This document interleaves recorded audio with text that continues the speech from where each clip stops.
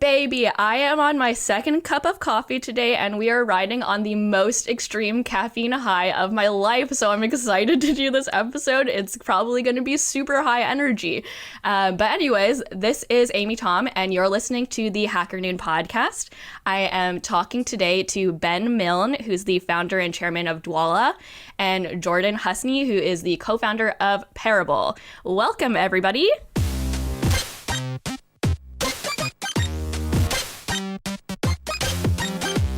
HackerNoon Podcast. Hey. Hi. And so I would like to start with Ben. Can you tell me more about you and your role and what your company is? Yeah, I'm Ben.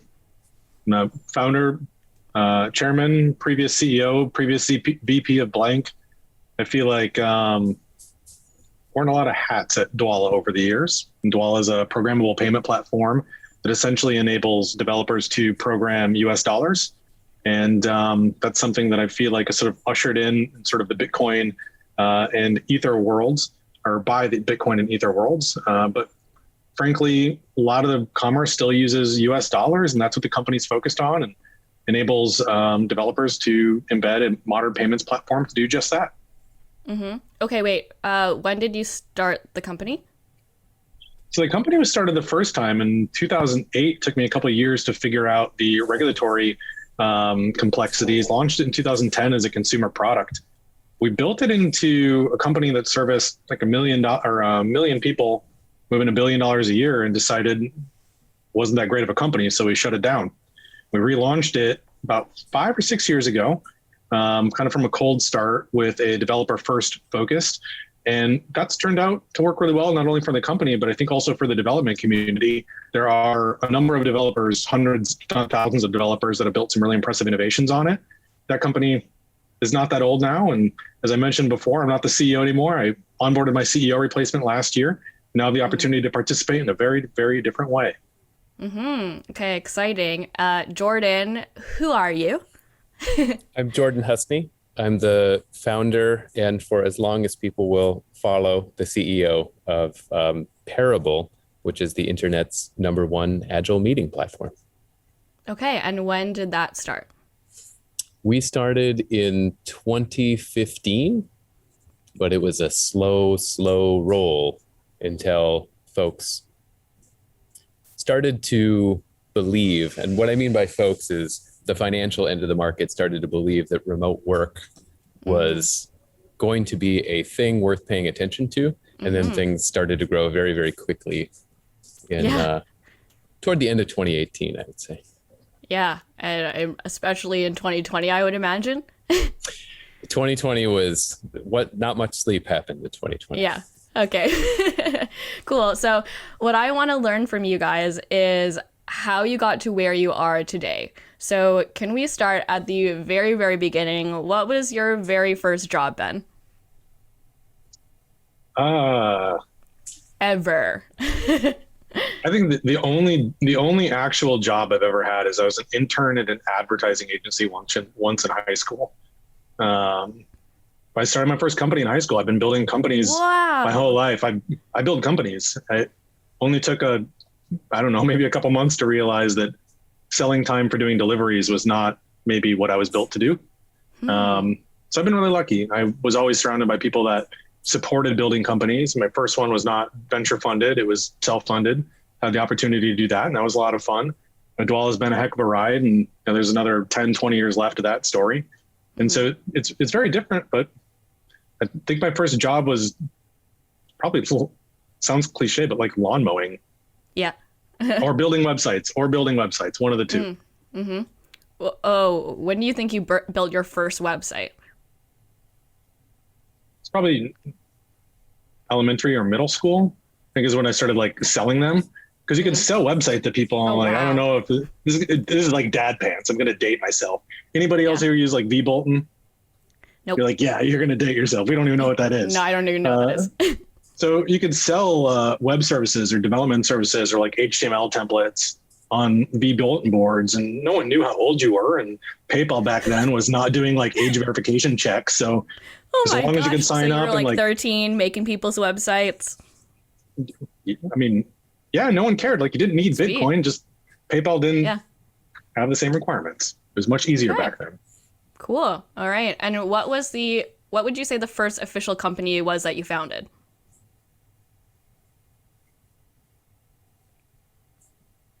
was probably, I don't even remember what I called it. I was drop shipping speakers when I was in high school. I sold in journalism class. I would go to the library and sell speakers to people on internet forums. And eventually I got enough money that I could found like my own brand line. That was my first like, oh, I'm going to do this for a living thing and not leave journalism class. But like, that was sort of where my official education ended, but where different educations started. And Jordan, what was your experience? Did you start building companies because you felt like you had an internal mandate to do so? That's a really good question. I had kind of a similar thing, I think, to you. I know that I really wanted to be independent, but I didn't know what that meant. And my first job, just because like I think I saw other kids that were older than me doing it, was bagging groceries, but I did not like punching the clock. And to date myself, I think we're probably of similar age. I started a thing called a bulletin board system where you dial in with a modem and it would screech, and you would basically like play text games with each other over modems. This is pre-internet. And Windows 95 was coming out. So it was basically 1995, and people needed more memory to install it. And so the first thing that I was doing was driving all over the Minneapolis, St. Paul area where I'm from. And through like friend and family referrals, I would upgrade people's computers for them so they could install the newest version of Windows. And then I started a company, an S Corp called Chips, which was computer help, installation, and personal service. And that was like the first thing that I did. I had business cards and everything. Wow. Okay. Do you remember how much you charged people to upgrade their memory? I think it was like $100, and then parts obviously were on top of that. But I remember it was like flat fee, and that was, I felt like it was just robbery. Like I'd be in and out. It would be so fast. I was curious to ask Ben, did your parents encourage this path? Like, were they modeling for you being self-employed, or like, were you responding to what pressures sort of created was it intrinsic? Like, I got to do this for myself, or how did you get on that path? I mean, I think I grew up in the country, so there are only so many options for how to earn income. You can basically clean up people's yards. You can mow people's yards. You can do other manual labor, but those things only work when the sun is up. Or you need a car, so someone has to drive you into town to do work. It's amazing how like all these things go to, how do I make money on the internet? Because my parents will not buy me things that I want. And I am a teenager and I would like to have other things. And I think all those things just kind of coming together. I was really fortunate that my parents subsidized an early internet connection. And even I was like hearing myself talk, I'm like, I don't even think back then we could use PayPal. I think I was like bartering services for like trade. Like you mail me stuff for the thing I do. Because I was trying to think, because I don't think in the early days, PayPal was even there yet. It was, I'll build this thing or I'll do this service, but you're going to ship me this good. And the reason you do that is so I didn't leave you bad feedback on the forum. Dude, the internet is so much easier now. It's so much easier. Ooh, startups rejoice. Say goodbye to your banking fees because, honey, with Brex, your money stays your money. There are no account fees or transaction fees or any kind of hidden fees at all. So I'm going to put the link in the show notes of the episode. Go check it out. That's Brex. Back to the episode. Bye.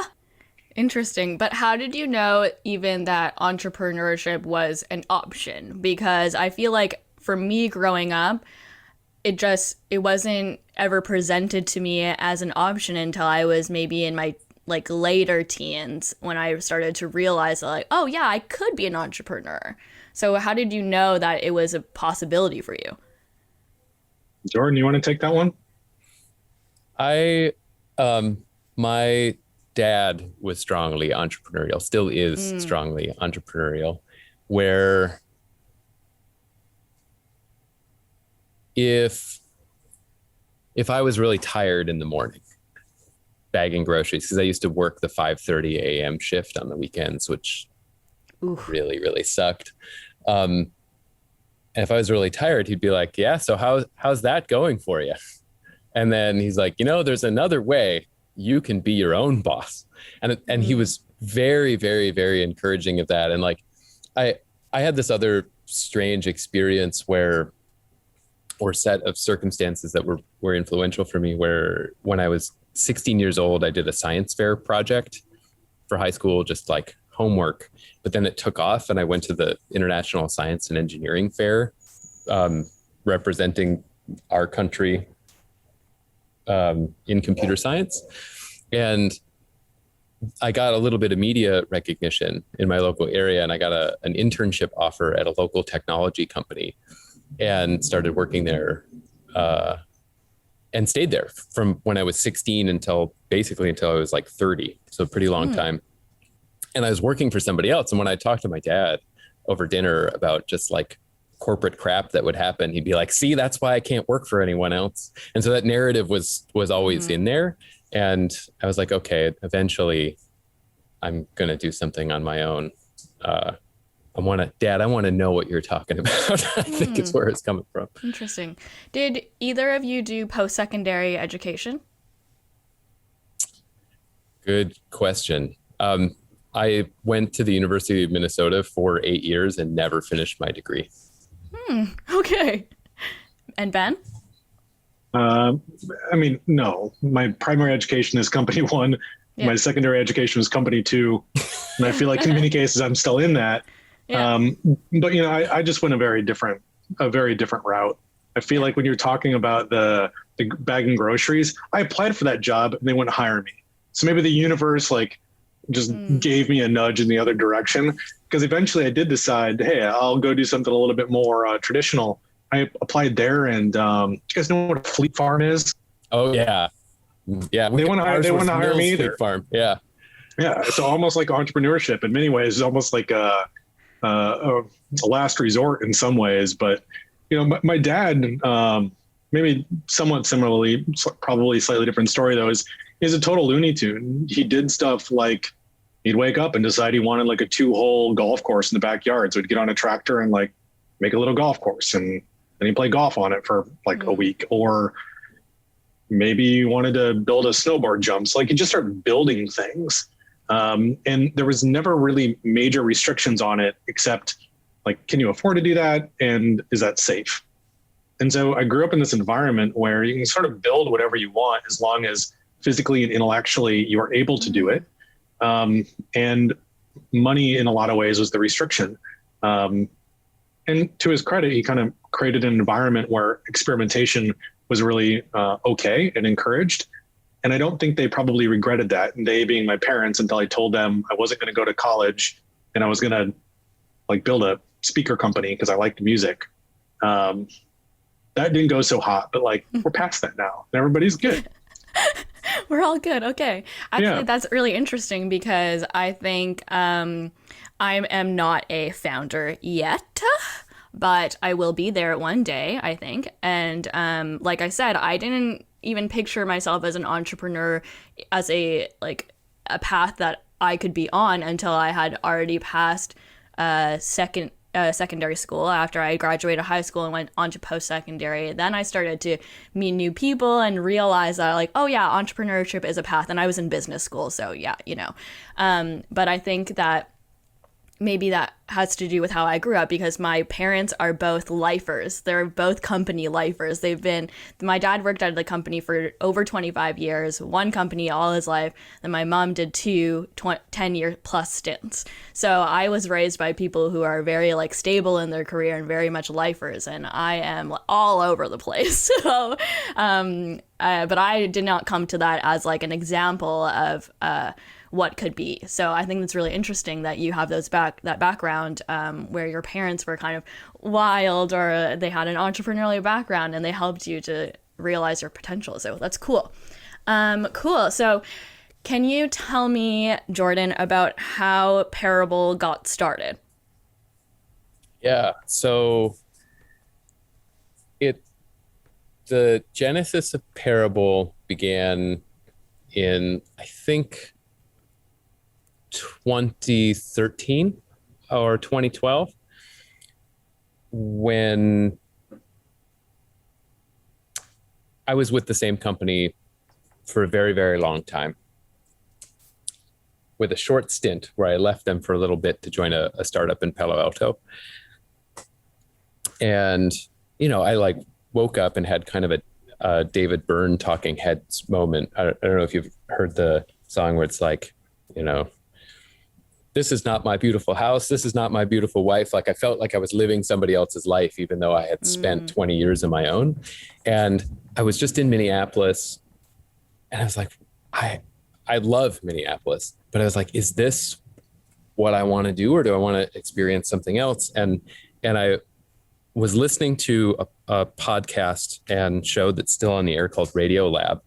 And there was this underwriting segment that said, Undercurrent, a strategy firm in Lower Manhattan thinking a lot about human refrigerator interaction, 3D printing, and cat memes. For this and other thoughts, please visit undercurrent.com. And I did. And it was like the smartest writing on the intersection of technology and management and the world that I had ever read. And I was like, I want a job there. I don't know what these people do, but I want to hang out with those people and be there. And so I cold wrote them an email, and I got a job, and they're like, hey, we do corporate consulting. We advise on strategy. We advise on corporate structure. And we're looking for somebody to take over our account with GE. And you'll be working with the chairman and the vice chair and all the C-levels of GE on contemplating their future. I'm like, whoa, that sounds weird. And I was super naive. Like, I don't even know what that means, but I'm like, yeah, I'd like that job. And like TLDR, I got the job, and it's 2013, and I'm with my client, this woman named Beth Comstock, and I'm in Fairfield, Connecticut, the headquarters. And she probably doesn't remember this, but everyone was late. There was like a snowstorm, and everyone was late, and everyone's schedule got screwed up. And we had like 10 minutes to do what we needed an hour plus to do.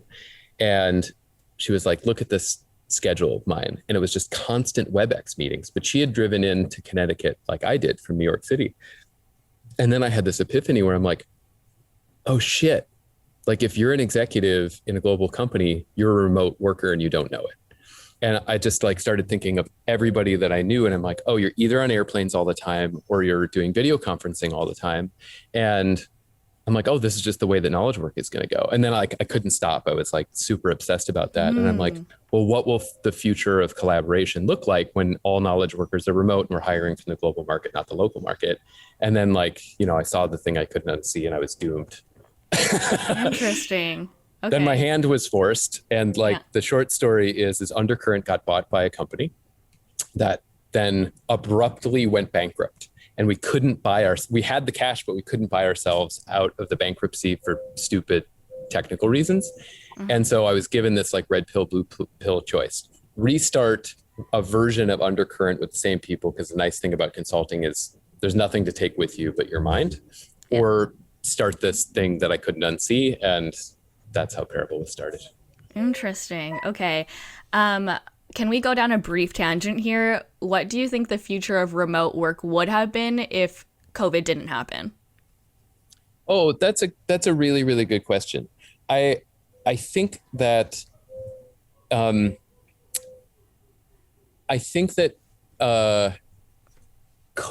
the risk to the remote work market is we're going to see thrashing now, where and we're seeing this just in the general chatter of human beings, but we're now seeing people that are like, I will only work in offices forever because this remote work thing was really terrible for me. Mm-hmm. And I don't think that those folks keep in mind that what we did wasn't really the remote work experience that you could have, because we were in lockdown, which is not the same as remote work. And then there are people that are like, I'm never going back. I don't care how much you pay me. I don't care how fancy the office facilities are. I'm not going back. And I think what we're going to see is, because COVID bred extremism in every possible way. We're going to see this oscillation now in the marketplace about what attitudes toward remote work are. If COVID hadn't happened, I think it would have been more gradual and more moderate. And from our own company's standpoint, we were like, finance such as like, we can take our time and figure out this. Oh shit. Everyone needs this now. Now everyone's hip to the inevitability of remote work because it's here. And so now we have to hustle in a way that we haven't had to hustle. And so you've experienced like massive growth over the past year. Yeah. Our metrics are transparent. So if you go to parabol.co/blog every week, we show what adoption looks like. And when lockdown happened in March, like all of our metrics just turned straight vertical. Nice. Okay, cool. That makes sense. And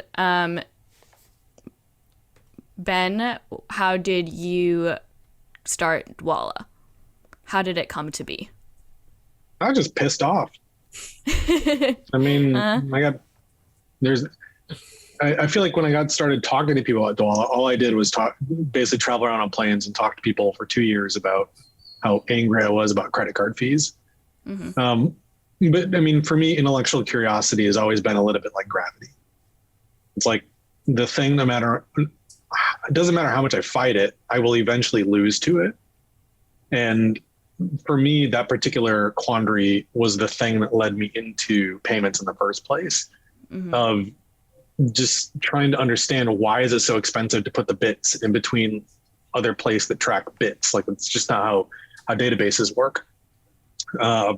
Over time, I discovered more about the why, but the reason I started the company is because in my first company, or my first, I guess, real company that I relied on and kind of fed me, all of our money came in through credit cards, came in through online, and all the options were different variations of like a slightly better API or a slightly different UI or a different merchant account. And in many ways today, that's still what e-commerce merchants have.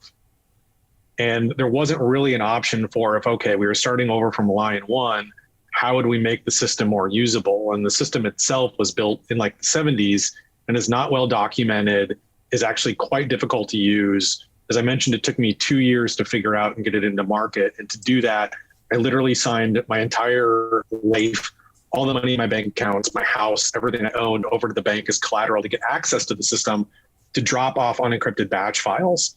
And so like to think about where we've come, which is a developer can now build something like that and far more complex and provocative at Dwolla in literally 2 days if you know how to write to an API. That took me years. But I was angry enough to do it because I felt like there just has to be a better way. And I thought it was like a 5-year problem. And maybe 5 years ago, I was saying like, maybe it's a 10-year problem. And now I'm realizing, it's probably like a 20 to 30-year type problem. And, when you start companies, you don't always know. But for me, that was the impetus. Was your rage sufficient where if I'm still here? Well, yes, your rage is. No one's ever asked, was your rage sufficient? It was your rage sufficient. That's one of my favorite questions. Was your rage sufficient such that if you put yourself hypothetically back in your shoes and you knew that it was going to be a 20 or 30-year mission, do you think that you would have done that mission again? I mean, maybe. I don't know. I definitely. I think about things in an introspective way quite frequently, but I don't think about things in the context of the past of how I would behave differently. I think about them in the context of now and what does that change about how I think about things. The thing that I now understand about helping founders grow is that if I can find founders that are approaching a problem, but there's some narrative violation to the way that they're approaching the problem, and if they're right, the likelihood of them having outsized impact, even if their business model is not perfectly dialed in, is really meaningful. And so I find myself in retrospect seeking out a lot of those types of founders to try and help or invest in, but more often just try and help them onto their next step and encourage them to make decisions in 5-year windows of, can I commit to this in 5 years? Because if I can do that halfway through, I might be able to commit to it for another 5 or another 10 or another 20. But 3 years is too short. And 7 years just feels too long. So anecdotally, 5 years just has felt like the right framework.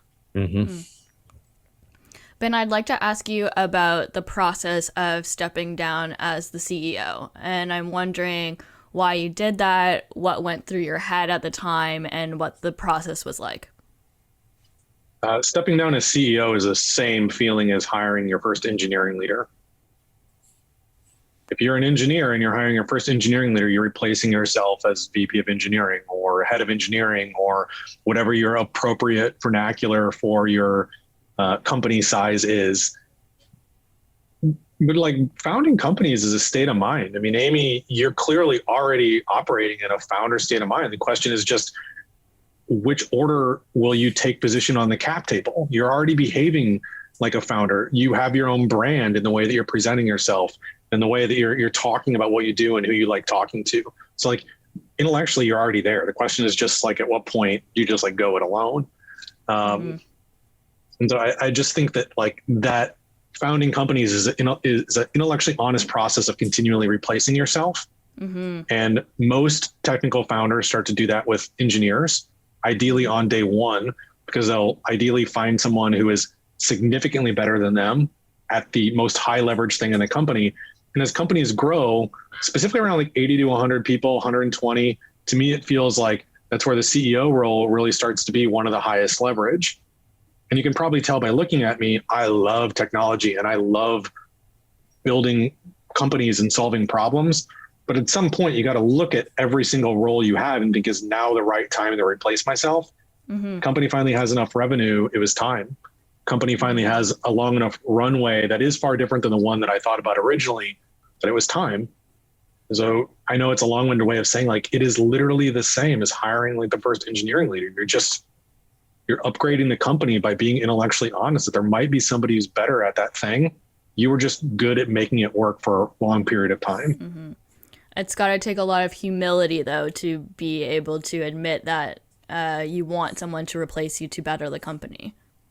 People say that, but I actually, it's not that humble, right? I'm an owner in the business. I want the business to have the best leaders it can possibly have. And if I remove myself from how other people think I should feel about a title, and I think about what's best for the business, it's actually pretty straightforward, right? Why the world thinks that founders think their companies are children, to me, is insane. They either have never started a company or they don't have any children. These are not the same thing. There's like a thing people say that they should stop saying forever because it's untrue. Companies are not children. Companies are projects and organic things that grow, dissimilar to children, right? Like, so sorry for the diatribe. Like, something happens to my kid, I will be crushed. Something happens to the company, we're going to work through it. And eventually, even if my contribution's under another title, that's cool. But if somebody else like says I'm not that kid's dad, I'm going to be really frustrated. Okay, I don't have children, so this makes sense of why all in time, Amy. Mindset. All in time. Okay. Okay, that's interesting. Wait, I had a question off of that, and now I forgot it. Oh no. Okay. Okay, I know. So I think that what you're saying is definitely a serial entrepreneur mindset. And I think that some people go into starting businesses that not having that serial entrepreneurial mindset where they don't intend to necessarily step down as CEO ever. Do you think that's true? I think there are people, and Jordan, I'm sure you also have met very many that like they will go to their grave with that if they can. And maybe in some ways that's healthy, and in other ways it's not. I know that that's not healthy for me. I think the company got better when that new engineering leader came in. The company got better when that new product leader came in. The company got better, I think, when the new CEO came in.